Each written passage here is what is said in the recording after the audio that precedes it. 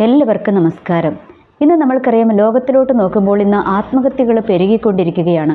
പലരുടെയും ആത്മഹത്യ നമ്മളെ വല്ലാതെ ഞെട്ടിക്കുന്നുണ്ടല്ലേ. അപ്പോൾ ഈ കഴിഞ്ഞ ദിവസം ഒരു അനൂപ് എന്ന് പറയുന്ന ഒരു അധ്യാപകൻ ആത്മഹത്യ ചെയ്തിരിക്കുകയാണ്.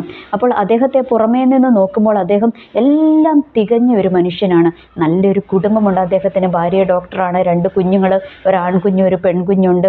പിന്നെ അതുകൂടാതെ ഇദ്ദേഹം നല്ലൊരു സിംഗറാണ്, അതുപോലെ അധ്യാപകനാണ്, ഒരുപാട് പൈസയുള്ള കുടുംബത്തിലെയാണ്, എന്താ പറയുക, ഒരു ഒറ്റ മോനാണ്. ഇങ്ങനെ എല്ലാ വിധത്തിലും വളരെ മനോഹരമായൊരു ജീവിതം നയിക്കുന്ന വ്യക്തിയെന്നും പുറമേ നിന്ന് നോക്കുന്ന ഒരാൾക്ക് തോന്നത്തക്കവണ്ണം ജീവിച്ചിരുന്ന ഒരു വ്യക്തി. ഓക്കെ, അപ്പോൾ അദ്ദേഹം ആത്മഹത്യ ചെയ്തിരിക്കുകയാണ്. അപ്പോൾ അതിൻ്റെ തൊട്ടടുത്ത ദിവസം തന്നെ വേറൊരു 32 വയസ്സുള്ള ഒരു പെൺകുട്ടി ആത്മഹത്യ ചെയ്തിരിക്കുകയാണ്, ഇരിട്ടിയിൽ നിന്നും. അതും ഇതുപോലെ തന്നെ ഒരു അധ്യാപക ദമ്പതികളുടെ മകളാണ്. അപ്പോൾ നല്ല സുന്ദരിയായ ഒരു പെൺകുട്ടി. ഇപ്പോൾ ഈ അനൂപ് എന്ന് പറയുന്ന സഹോദരനും നല്ല സുന്ദരനാണ്. എല്ലാ വിധത്തിലും നമ്മൾ നോക്കുമ്പോൾ ഇവരൊക്കെ വെൽ സെറ്റിൽഡ് ആണ് എന്ന് നമ്മൾക്ക് മനസ്സിലാക്കുവാനായിട്ട് കഴിയും. എന്നാൽ എന്തുകൊണ്ട് ഇവർ ആത്മഹത്യ ചെയ്തു എന്നുള്ളൊരു ക്വസ്റ്റ്യൻ മാർക്ക് പോലെ നിൽക്കുകയാണല്ലേ.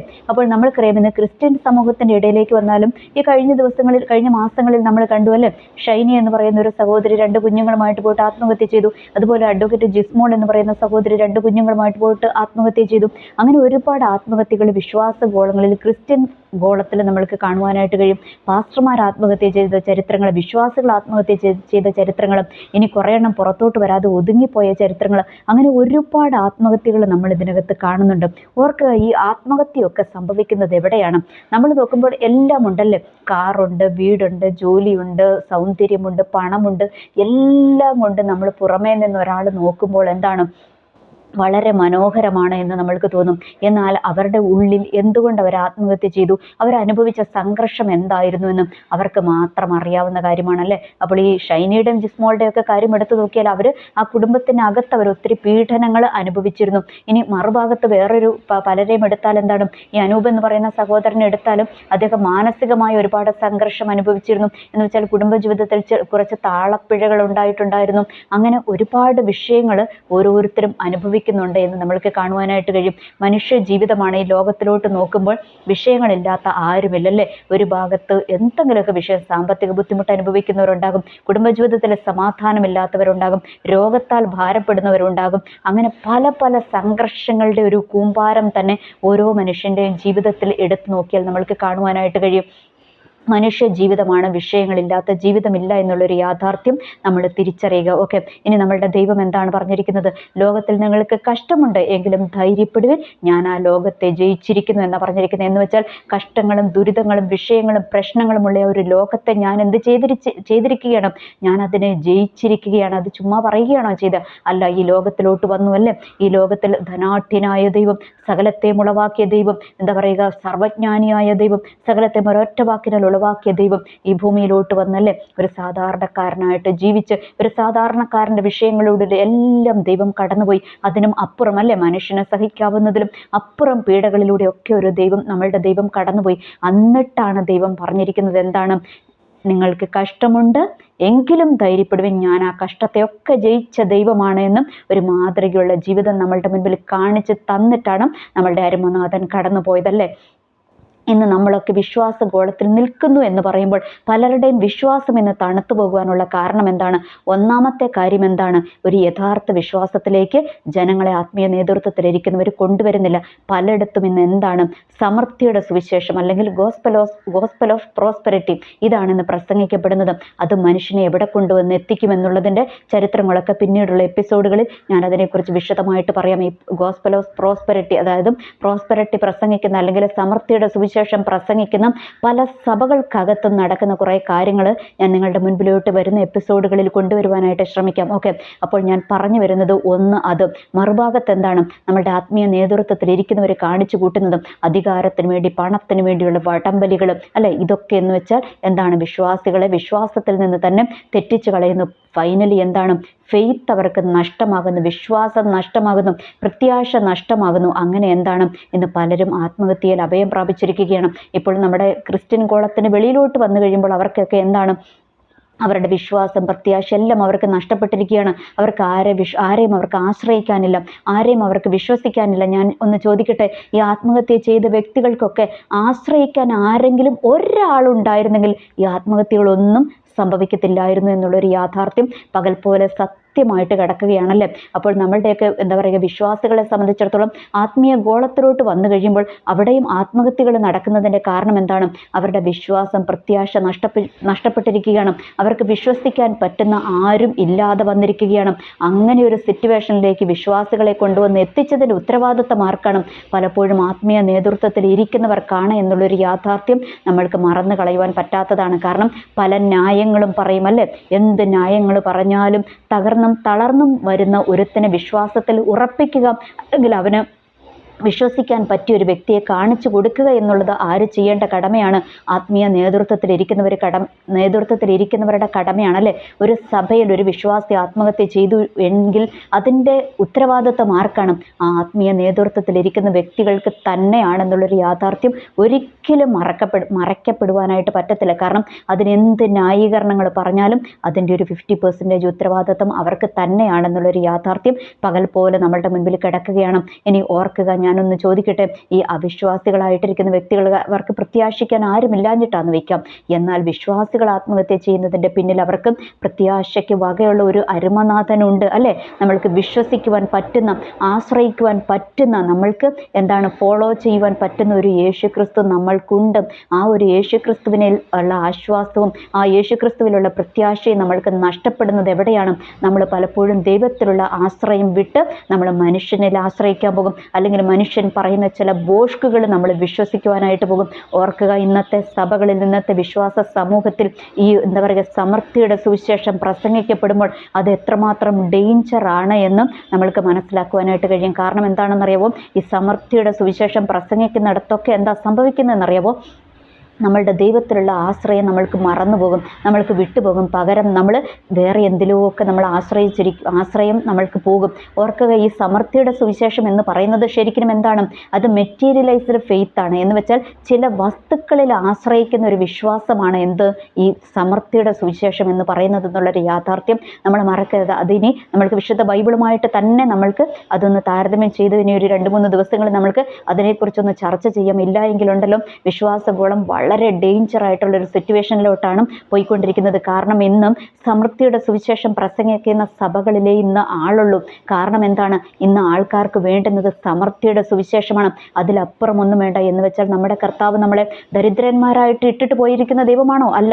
നമ്മൾ ദാരിദ്ര്യത്തിൽ ജീവിക്കണമെന്നാണോ പറഞ്ഞിരിക്കുന്നത്? അല്ല. നമ്മൾക്ക് വേണ്ടുന്നതൊക്കെ ദൈവം ഒരുക്കി തരുമല്ലേ. നമ്മുടെ തമ്പുരാൻ എന്താ പറഞ്ഞിരിക്കുന്നത്? അന്നന്ന് വേണ്ടുന്ന ആഹാരം ഞങ്ങൾക്ക് തരണമേ എന്ന് നിങ്ങൾ പിതാവിനോട് പ്രാർത്ഥിക്കുവാനാണ് പറഞ്ഞിരിക്കുന്നത്. അപ്പോൾ അതിൽ കൂടുതൽ നമ്മൾ വല്ലാതെ മോഹം അല്ലേ. മോഹം എന്ന് പറയുന്നത് എന്താണ്?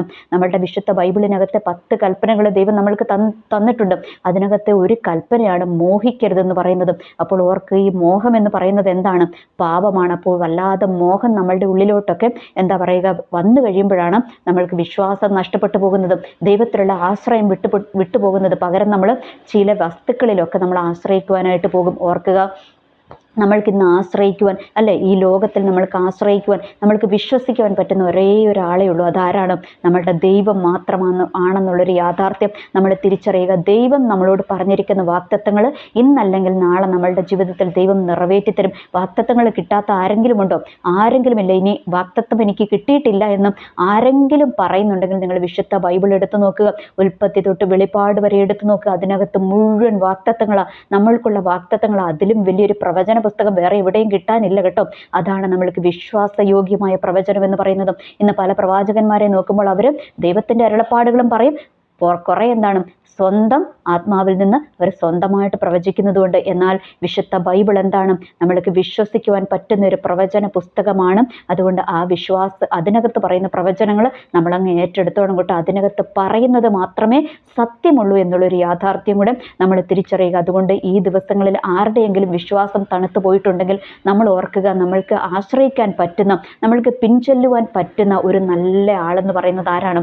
നമ്മളുടെ ദൈവമാണ്. ഈ ലോകത്തെ സൃഷ്ടിച്ച ദൈവം അല്ലേ, നമ്മളെ സൃഷ്ടിച്ച ദൈവം, നമ്മൾക്ക് വേണ്ടി കാൽവരി ക്രൂശിൽ ബലിയായി തീർന്ന ദൈവം, ആ ദൈവം മാത്രമേ നമ്മൾക്ക് വിശ്വസിക്കുവാനും ആശ്രയിക്കുവാനും ഉള്ളൂ എന്നുള്ളൊരു യാഥാർത്ഥ്യം നമ്മൾ തിരിച്ചറിയുക. അതുകൊണ്ട് ഈ ദിവസങ്ങളിൽ നമ്മളുടെ വിശ്വാസം എവിടെയാണ് എന്ന് നമ്മളൊന്ന് ശോധന ചെയ്യേണ്ടിയിരിക്കുന്നു. നമ്മൾ ഏതെങ്കിലും വ്യക്തികളിലാണോ, അല്ലെങ്കിൽ ഏതെങ്കിലും വസ്തുക്കളിലാണോ, അല്ലെങ്കിൽ ഏതെങ്കിലും ആർഭാടങ്ങളിലാണോ നമ്മൾ ആശ്രയിച്ചിരിക്കുന്നതെന്ന് നമ്മളൊന്ന് ശോധന ചെയ്യേണ്ടത് വളരെ ആവശ്യമാണ്. ഓർക്കുക, നമ്മളുടെ ദൈവത്തിൽ നമ്മൾ ആശ്രയിച്ചു കഴിഞ്ഞാൽ എന്താണ്, നമ്മളുടെ വിശ്വാസം വിട്ടുപോകത്തില്ലല്ലേ. നമ്മളുടെ ദൈവത്തിൽ മാത്രമാണ് നമ്മൾ ആശ്രയിച്ചിരിക്കുന്നതെങ്കിൽ നമ്മൾക്ക് ആത്മഹത്യ ചെയ്യേണ്ട ഒരു അവസ്ഥ നമ്മളുടെ ജീവിതത്തിൽ വരത്തില്ല. നമ്മൾക്ക് എന്താണ്, ദൈവത്തിൽ ആശ്രയിച്ചു കഴിഞ്ഞാൽ നമ്മൾ എല്ലാം ഉള്ളവരാന്നേ, എല്ലാം ഉള്ളവരെ പോലെ നടത്തുന്ന ഒരു ദൈവമാണ്.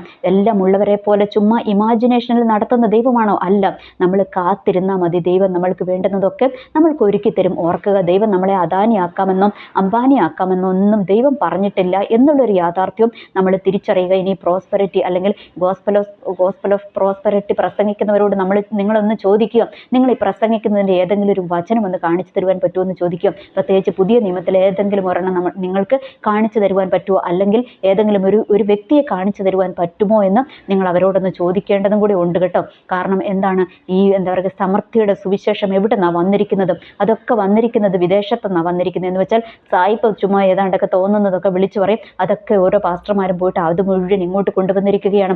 ഓർക്കുക, ആദ്യത്തെ ഈ സമൃദ്ധിയുടെ സുവിശേഷം എവിടെയാണ് തുടങ്ങിയതെന്നറിയാവും? ഒരു സായിപ്പ അത് പ്രസംഗിച്ചത്. പുള്ളി എന്താ പ്രസംഗിച്ചതെന്നറിയാവും?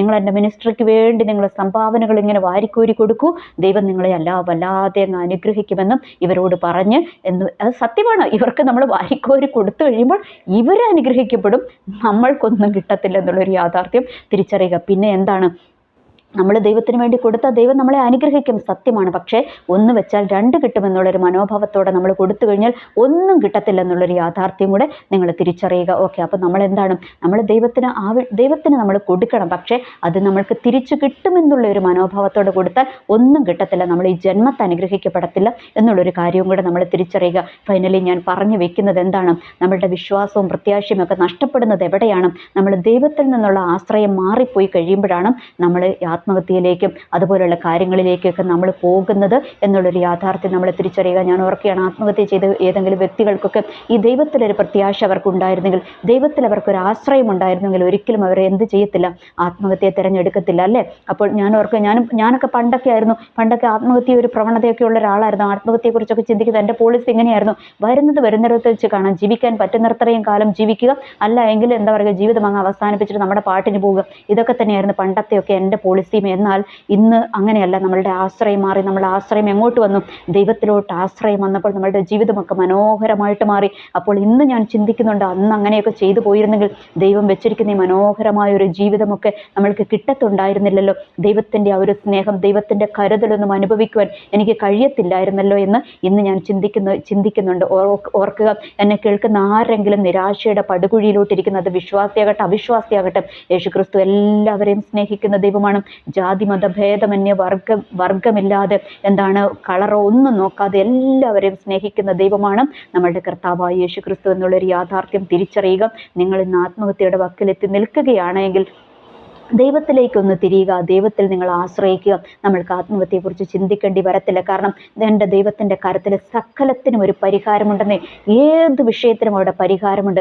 പരിഹാരമില്ലാതെ ചുമ്മാ ബള അടിക്കുന്ന ഒരു ദൈവമല്ല നമ്മളുടെ കർത്താവായ യേശുക്രിസ്തു. ആ ദൈവത്തിൽ ആശ്രയിച്ചു കഴിഞ്ഞാൽ ആ ദൈവം സകലത്തിനും എന്താണ് ഒരു പരിഹാരം തരുന്ന ദൈവമാണ്. ആ ദൈവം വിളിച്ച് വേർതിരിച്ച് നമ്മളെ നിർത്തിയിട്ടുണ്ടെങ്കിൽ, ആ ദൈവത്തിൽ ആശ്രയിച്ച് ആരെങ്കിലും ഇറങ്ങിയിട്ടുണ്ടെങ്കിൽ ഒരു വ്യക്തികളെയും വഴിയിലിട്ടിട്ട് സ്വന്തം കാര്യം നോക്കി പോകുന്ന ദൈവമല്ല, അല്ലെങ്കിൽ കണക്ക് പറയുന്ന ദൈവമല്ല. നീ എനിക്ക് ഇത്ര തന്നില്ലല്ലോ, അല്ലെങ്കിൽ നീ എനിക്ക് ഇത്ര തന്നാലേ ഞാൻ നിന്നെ അനുഗ്രഹിക്കത്തുള്ളൂ, ഞാൻ നിന്നെ വിടുവിക്കത്തുള്ളൂ എന്ന് പറയുന്ന ദൈവമല്ല കേട്ടോ. ദൈവം നമ്മളോട് കണക്ക് ചോദിക്കുന്ന ദൈവമല്ല. കാരണം അവിടുന്ന് ആരാണ്? നിത്യത്തിലെ ധനാഢ്യനാണ് അല്ലേ, സമാധാന പ്രഭുവാണ്, സന്തോഷത്തിൻ്റെ പൂർണ്ണതയുള്ള ദൈവമാണ്. ആ ദൈവം അതൊക്കെ നമ്മൾക്ക് തരുമെന്നുള്ളൊരു യാഥാർത്ഥ്യം നമ്മൾ തിരിച്ചറിയുക. അതുകൊണ്ട് ആത്മഹത്യയ്ക്ക് വേണ്ടിയൊക്കെ നമ്മൾ ഒരുങ്ങുന്നതിന് മുൻപേ നമ്മൾ ഒരു നിമിഷം മറ്റൊരു ചോയ്സ് നമ്മൾ തേടുക. എന്തെങ്കിലും ഒരു ചോയ്സ് ഉണ്ടോ എന്ന് നമ്മൾ അന്വേഷിക്കുക. ഇനി നമ്മൾക്ക് ആ ഒരു ചോയ്സ് എന്ന് പറയുന്നത് എവിടെയാണ് കിട്ടുന്നത്? ഈ ദൈവത്തിൽ മാത്രമേ കിട്ടത്തുള്ളൂ. ദൈവത്തിൽ നമ്മൾ ആശ്രയിക്കുക. ഇനി വരും തലമുറകൾക്കെങ്കിലും നമ്മൾ എന്ത് കൊടുക്കണം? ആ ഒരു വിശ്വാസത്തിൻ്റെ കൈത്തിരിയാണ് നമ്മൾ പകർന്നു കൊടുക്കേണ്ടത്. അല്ലാതെ എന്താണ് കുറേ സമൃദ്ധിയുടെ സുവിശേഷം അവരുടെ മുൻപിലേക്ക് വിളമ്പുകയല്ല ചെയ്യേണ്ടത്. പകരം എന്താണ്? വിശ്വാസത്തിൻ്റെ കൈത്തിരി, അല്ലേ? പ്രത്യാശയുടെ കൈത്തിരി നമ്മൾക്ക് അവർക്ക് പകർന്നു കൊടുക്കണം. അങ്ങനെ പകർന്നു കൊടുക്കണമെങ്കിൽ എന്തുണ്ടാകണം? നമ്മൾ ആ ഒരു വിശ്വാസത്തിൻ്റെ നായകനും പൂർത്തി വരുത്തുന്നവനുമായൊരു ദൈവത്തെ നമ്മളുടെ ജീവിതത്തിൽ നമ്മൾ കണ്ടെത്തണം. എന്നാലേ അത് മറ്റുള്ളവർക്ക് പറഞ്ഞു കൊടുക്കുവാനും നമ്മൾക്ക് കഴിയത്തുള്ളൂ എന്നുള്ളൊരു യാഥാർത്ഥ്യം നമ്മൾ തിരിച്ചറിയുക. എനിവേ, എല്ലാവർക്കും നല്ലൊരു ദിവസം ആശംസിക്കുന്നു. നന്ദി, നമസ്കാരം.